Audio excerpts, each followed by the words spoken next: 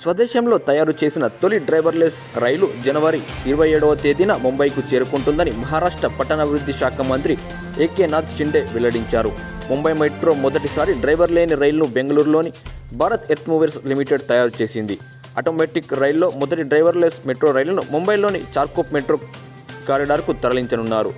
Driver లేని metro రైలు ముంబైలోని 2 మార్గాల్లో మే నెల నుంచి ప్రారంభించనున్నారు. ప్రారంభంలో సురక్షితంగా ఉందా లేదా అనేది పరిశీలించేందుకు ఈ రైలును 6 నెలల పాటు ఓ డ్రైవర్ నడుపుతారని, గంటకు 80 కిలోమీటర్ల వేగంతో ఈ మెట్రో రైలు నడుస్తుందని షిండే చెప్పారు.